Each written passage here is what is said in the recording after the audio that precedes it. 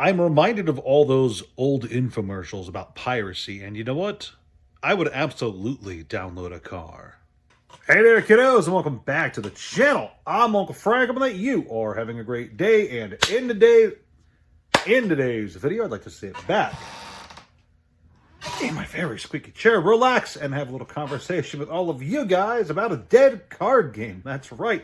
It has been a little bit since I have talked about dead card games on the channel, and boy howdy do I like them.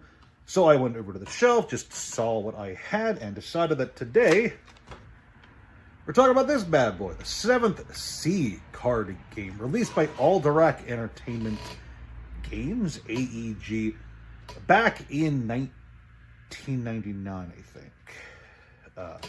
This is a special little swashbuckling, pirate-themed sea shanty sailing game. And it's pretty interesting because when it first came out, to my knowledge, this was the only card game in the history of card games to have its release coincide with an RPG, and to have its world tied into the world of that RPG. The 7th Sea card game and the 7th Sea RPG both take place in the world of Thea, and to my knowledge, it's the only time that a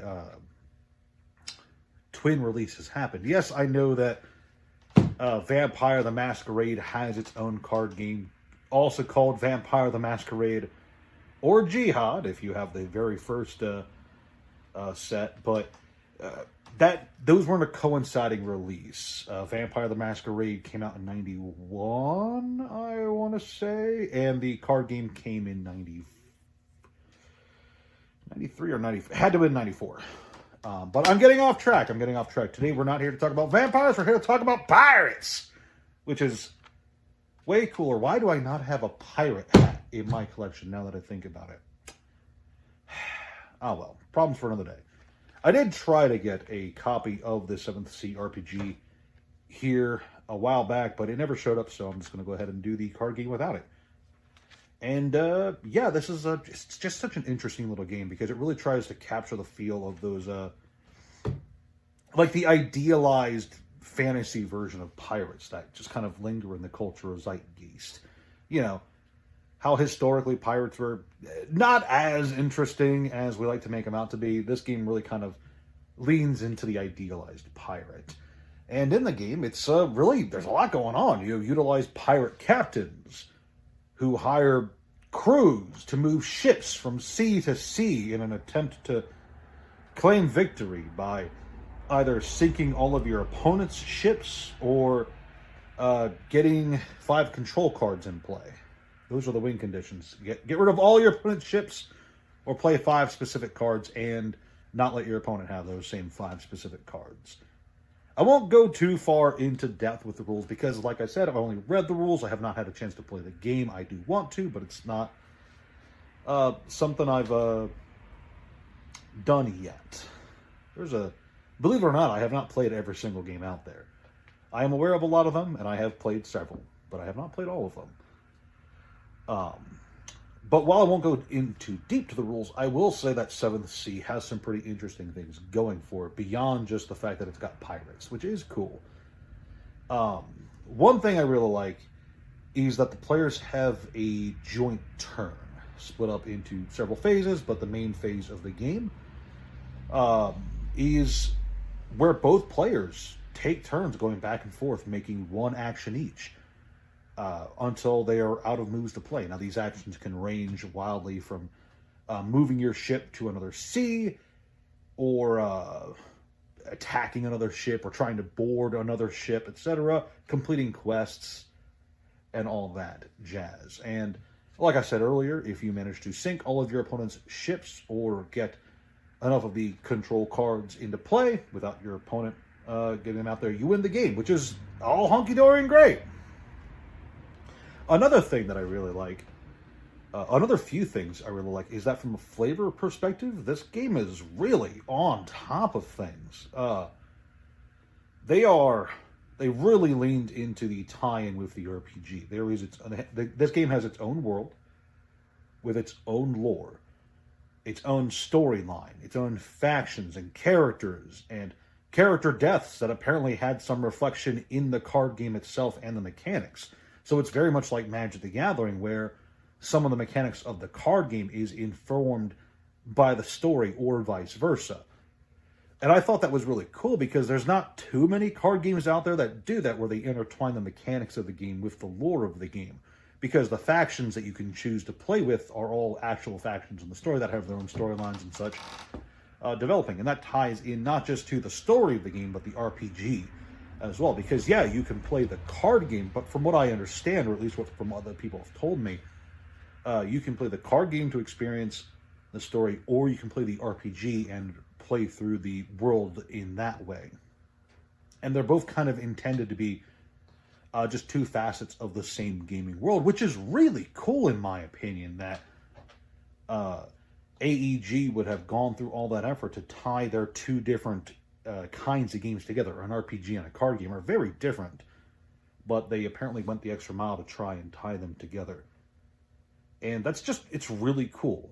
I also really like the art. I would be lying if I said I didn't like the art of 7th Sea. It has that nice early 90s feel to it, that nice fantasy feel to it. The pirates look like pirates. You know, you think of a pirate, there's a lot of those in this game, which is really cool. I'm really a big fan of that.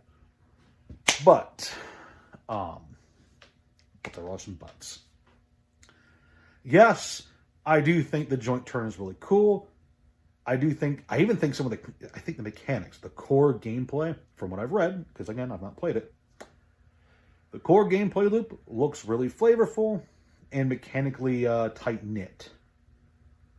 But from what I've heard, this is just what I've heard, the actual game itself is kind of complicated just to get into, which is why it kind of struggled to gain a core audience.